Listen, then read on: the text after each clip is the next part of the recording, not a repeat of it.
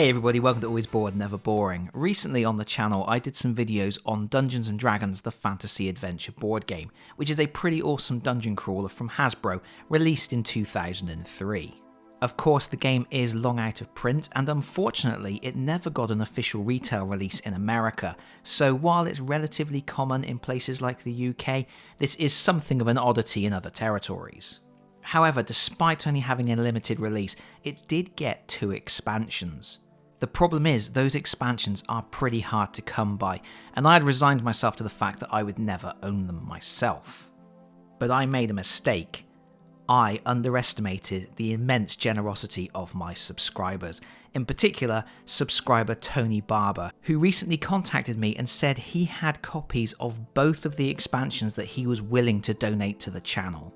That's an immensely generous offer and I cannot thank him enough, and it would be great if people in the comments could chuck a thank you to Tony as well, because without him this video and a subsequent video would not be possible. Because indeed today we are going to look at the first of 2 expansions for Dungeons & Dragons the Fantasy Adventure board game. We are going to be looking at Eternal Winter. And in fact what I'm going to be doing in this video, I'm going to run through all of the components of the game, and then I'll talk about any new rules that are introduced so that people who might have the core game and might be looking at the crazy prices on eBay that these expansions are going for can decide whether they think it is worth investing that pretty hefty sum of money to get these expansions for themselves. First things first, just to point out, Tony did not have boxes for these expansions, and that's pretty understandable. The box for the Eternal Winter expansion is just a flimsy tuck box, and it actually has a plastic window in the front to reveal the cool plastic dragon miniature, which I will be showing off in a moment. And because it is a flimsy tuck box, it is quite common that that box suffered the same fate as expansion boxes for the original Hero Quest expansions and the original Space Crusade expansions. Even if you are lucky enough to find a copy of the expansion with the box is likely to be in a poor state of repair. And it is worth pointing out that even though this expansion does have its own self-contained campaign to play through, you do have to use it in conjunction with the contents of the core set. You are going to be mixing together new item cards, new spell cards with the original ones from the core set, and the new cards don't have any distinguishing marks to make it easy to separate them back out afterwards. And I think you're pretty much going to find that after you have played through this expansion, you're going to keep all of the new cards mixed in with the old original cards anyway. So it just makes sense for everything to live in the core box. With that out of the way, let's take a look at what you are getting. First of all, you are getting 2 new double-sided map tiles, which obviously feature snow. They have outdoor locations on them, and a very nice snowy theme. The theme of snow... Oh look, there's a dragon icon. Mortal Kombat! The artwork being snowy isn't just an aesthetic thing, there is a new rule for snowy conditions. Any hero who starts their turn on a snow space has their movement reduced by 1, with the exception of our brand new hero, the Barbarian. And here he is, this is Morkan, not Morkar, and he has the same type of chunky style as the miniatures from the core set. He has a classic Barbarian appearance, furs and big battleaxe, and of course he has a character card. You can see that at level 3 he has 15 hit points, which is loads. He can take 2 weapons at a time, he can have 1 artifact, his move is 5, his defense is 2, he can have 4 items in his knapsack, and he has some special actions. He can add 1 to his attack score when he is making melee attacks. He has a special rage ability, which is an extra melee attack that ignores the monster's armor class. It does not use an action, but it must take place during the Barbarian's turn, and it costs him 4 hit points at the end of his turn as he just goes berserk and flails on the bad guys. He also always gets his full movement on any terrain, so snow will not slow him down. While you only get 1 new hero in this expansion, you do get a ton of new enemies to face. You get 3 of these wolves. Pretty neat sculpts. They have a special breath ability, which allows them to attack up to 3 squares in a straight line in front of them, and their attacks ignore armor. As before, I don't know if that's going to come out on the camera very well, but all of the miniatures are numbered, so these wolves are numbered 1 to 3, so you can tell them apart on the battlefield. That's a nice little touch. you get 3 of these really cool frost salamanders. These have a regular melee attack. They also have a special aura attack they can do, where they will attack all squares in a 2 square radius from their space, and that attack ignores armor as well. You get 2 of these goblin marauders. These are really cool because these are goblins riding on dark giant eagles. And these characters make use of the new flying rules, which are a little bit weird. We'll talk about the flying rules in a moment. And then we have our massive dragon miniature. This is the only miniature in the game that fits over 4 spaces. And you can see it's in this nice translucent plastic. He does have a bit of a look of being trapped in headlights there. It's a slightly weird pose, but it is very cool. And the dragons, of course, have the flying rules as well. They also have a really powerful breath attack. This breath attack is 2 squares wide, it travels an unlimited number of spaces across the board, and it ignores armor, so you can potentially hit all of the heroes all at once with the breath attack and do massive amounts of damage. The miniature itself actually represents 2 different types of dragon in the game. It will represent a normal white dragon. It will also represent Scrathor, which is the big final boss that you will face. As I mentioned before, several of the enemies have the ability to fly, and in fact there are certain items you can find that will allow heroes to fly as well.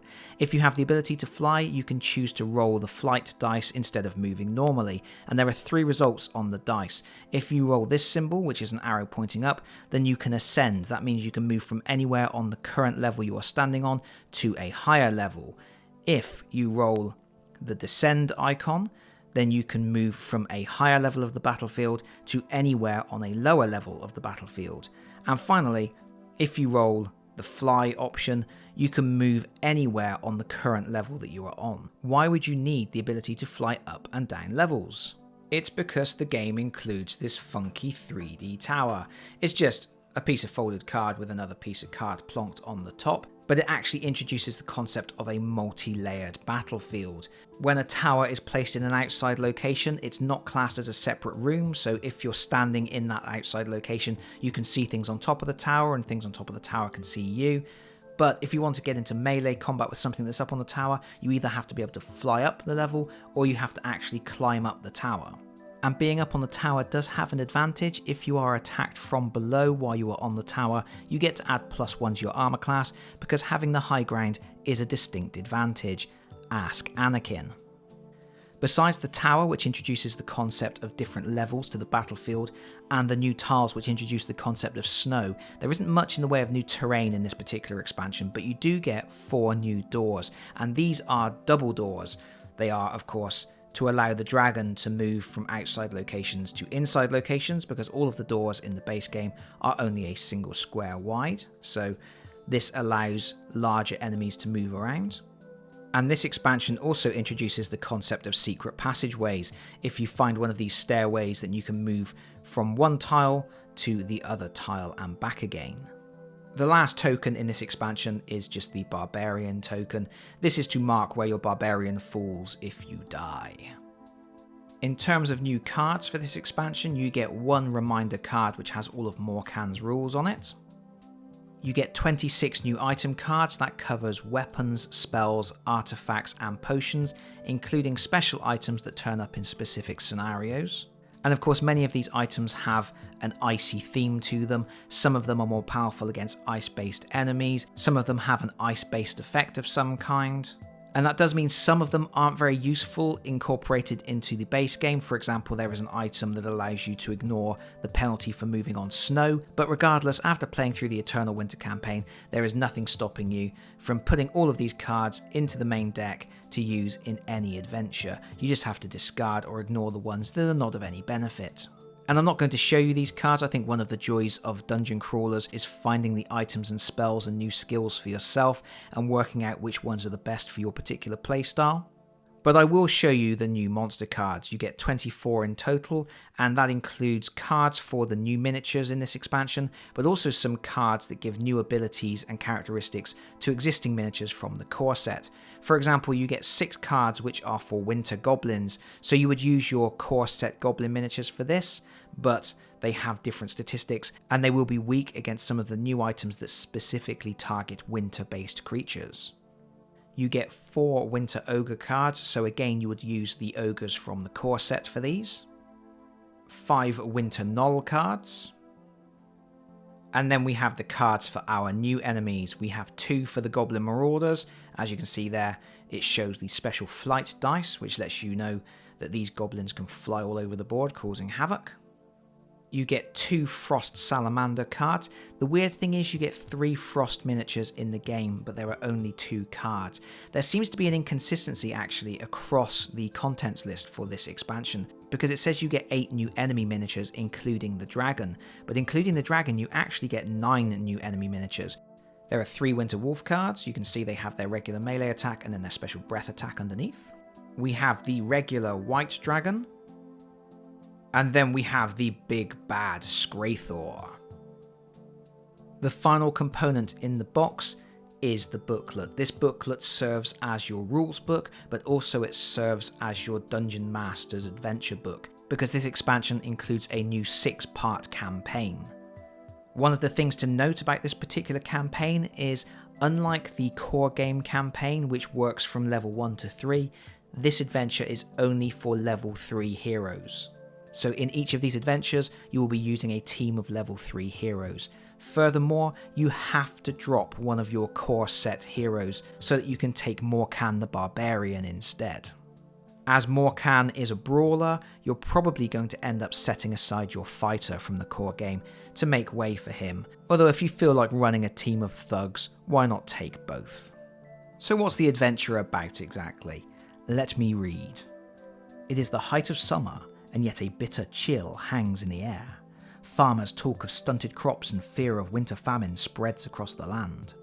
A fearsome white dragon, Skraithor, has cursed the land of Rallion. With every beat of his heart, warmth is sapped from the earth, creating a barren and icy wasteland where only evil can prosper. Serving Skraithor are bands of vile monsters who roam the land as the cold creeps across it, leaving destruction and death in their wake. The heroes resolve to seek out Skraithor and drive back the eternal winter. Can they defeat the fiendish army of monsters and triumph over Skraithor, or will Rallion and its people suffer its malicious cruelty forevermore? In the shelter of trees in the southern fens, they discover a barbarian lying badly wounded. There he had lain for 12 nights, kept alive through sheer determination, but as he grew weaker, wolves were closing in. Death seemed inevitable, but now fate has brought the heroes to him. So there you go, it's a classic save the world from the big bad guy. You're going to travel across the icy wastelands and kill the dragon. And the campaign plays out pretty much the same way as the campaign from the core set, but there are a few new rules. One is it introduces the concept of roaming monsters. At the start of each adventure, the Dungeon Master will get to set aside a certain number of monster cards, shuffle them up and set them out as a roaming monster deck. And whenever the Dungeon Master takes a turn, they can roll the special dice which has the star symbol on it. If they roll a star, they can draw the top card from the roaming monster deck and add it to the board, and there are certain locations marked on the Dungeon Master's map to indicate where those roaming monsters will appear. So this means that in addition to monsters that are on the map to begin with, the monsters that the heroes find as they explore, there is a threat that additional monsters may arrive, but they will only appear if at least one hero is standing in an outside location. So as long as the heroes can make sure that they get into cover each turn, the roaming monsters aren't going to be a problem. Besides that, the big new introductions in terms of rules are the winter theme, with the introduction of the winter keyword, which means certain items are more powerful against winter themed monsters. There is the flight mechanism with the dice, which is a slightly odd new mechanism, I have to say, because it has that element of randomness to it where you might want to do something with your flying monster, but instead the dice says no. And then there are the special breath attacks. You have the dragon, who can shoot a corridor of breath 2 squares wide and an unlimited number of spaces along. The wolves that can shoot a corridor of breath a single square wide and 3 squares long. And then the Frost Salamander, who has an area of effect ability which covers all of the squares 2 squares around them and can actually even permeate through walls. You of course have the introduction of the tower, and with that comes new rules for attacking things that are higher up than you. There is the snow terrain, which will slow down heroes by 1 space if they start their turn on a snow space. The secret passageways, the double doors for the dragons, and there are also special snowshoot traps where if a hero stands on a snowshoot, they slip and slide all the way to a completely different part of the board, probably landing in big trouble there. So it's not a lot of new rules to get your head around, but it is bringing you a whole new 6-part campaign, a new hero, which of course you can also choose to use in any other adventure, and then those new enemies, which of course opens up all those new options for when you are creating your own adventures. And that is pretty much it, but I have to say, I am so excited to have this in my collection. This is an expansion that I never thought I would personally own, because it does sell for big money on eBay, and there are always so many things I'm looking to add to my collection. The hobby budget only goes so far. I am really looking forward to starting to play through this campaign. I may even play the first mission on the channel, just so that people can see some of these new enemies, some of these new mechanisms in play on the tabletop. Let me know in the comments if you would like to see that.